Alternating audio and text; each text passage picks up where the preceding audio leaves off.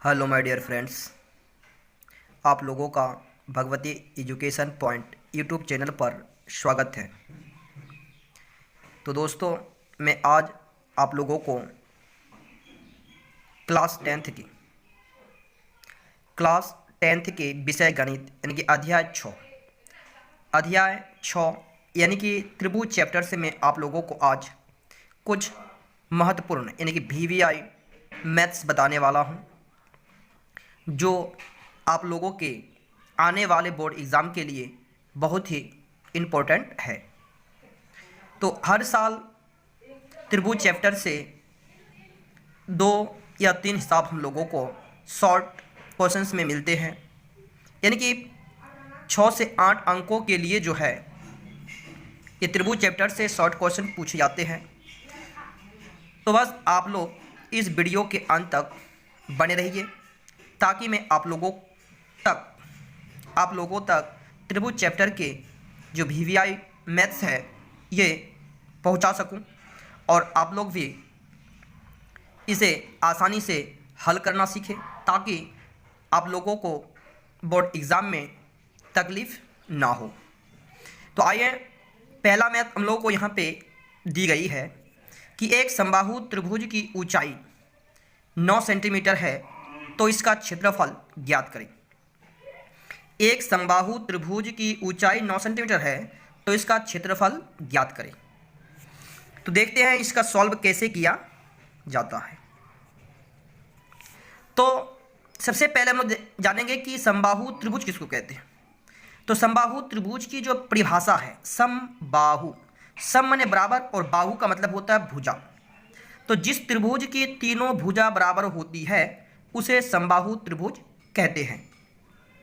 तो यहाँ पे हम लोगों को समबाहु त्रिभुज की ऊंचाई 9 सेंटीमीटर दिया गया है, तो इसका हमें क्षेत्रफल ज्ञात करना है।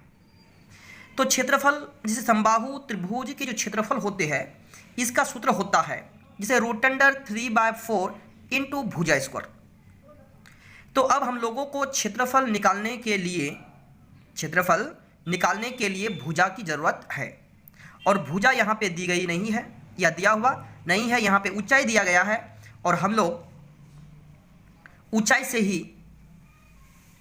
त्रिभुज की भुजा निकालेंगे, तभी इसका क्षेत्रफल हम लोग निकाल सकते हैं।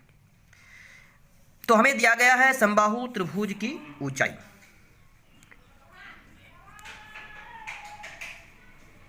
समबाहु त्रिभुज की ऊंचाई, तो समबाहु त्रिभुज की जो ऊंचाई है वो 9 सेंटीमीटर हम लोगों को दिया गया है। तो इसलिए हम लोग निकालेंगे समबाहु त्रिभुज की भुजा। तो समबाहु त्रिभुज की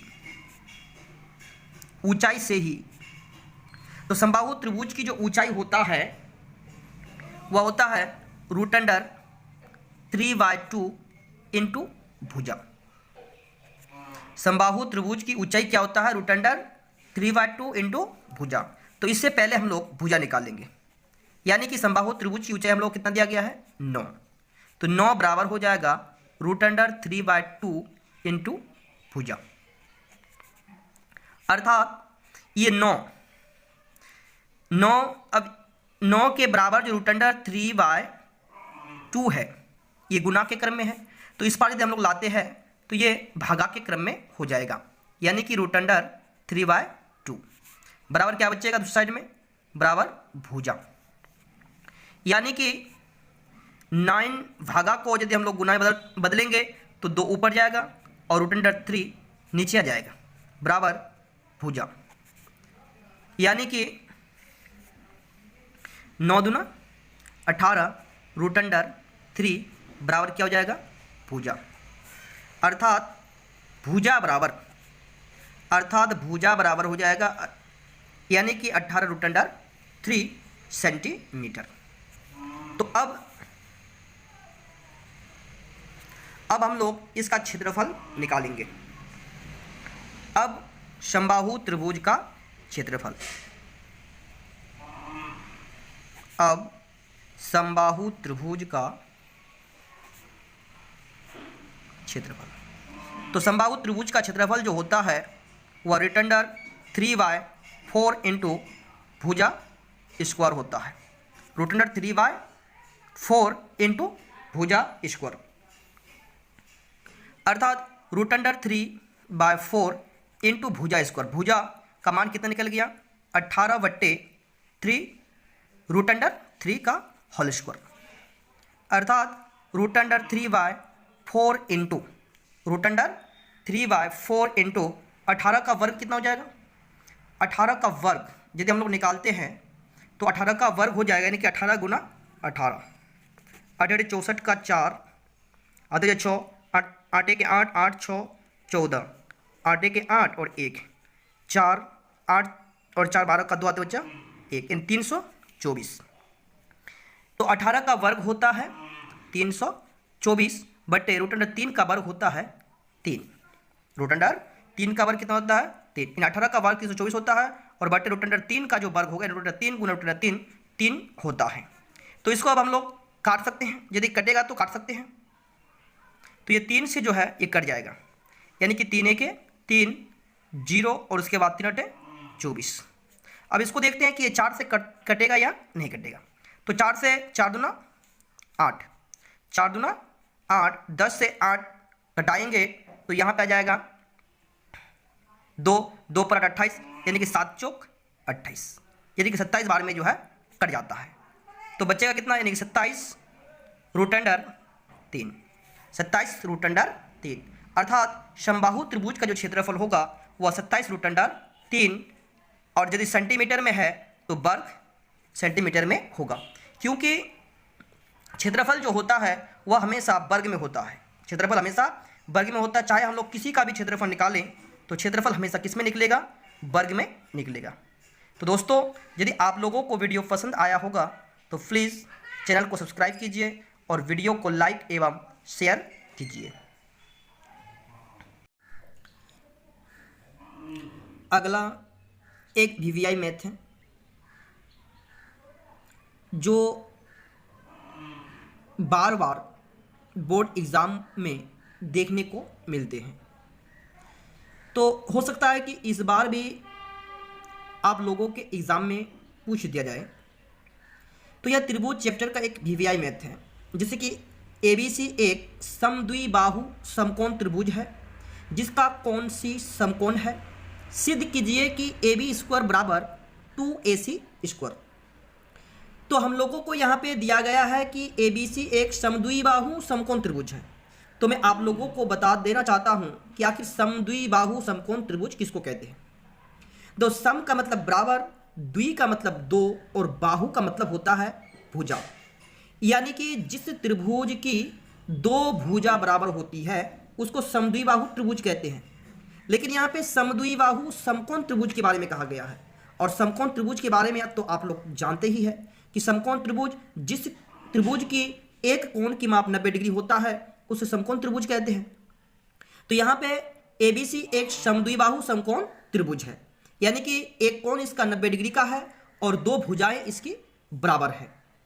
तो यहाँ पे हम लोग को चित्र में भी हम लोग चित्र में बना चुका हूँ कि ABC एक समकोण त्रिभुज है जिसका कोण C क्या है? समकोण है, और यह समद्विबाहु समकोण त्रिभुज है जिसमें दिया गया है कि AC बराबर BC है। AC के बराबर BC है और हम लोग को सिद्ध करना है AB स्क्वायर बराबर 2AC स्क्वायर। तो मैं त्रिभुज बना चुका हूं। तो इस त्रिभुज में कोण C क्या है? समकोण है। ABC में कोण C क्या है? समकोण है, और इसके दो भुजा यानी कि AC बराबर क्या है? BC। AC बराबर BC है। तो यहां पे हम लोगों को प्रमाणित करना है। तो सबसे पहले हम लोग लिखेंगे कि दिया गया है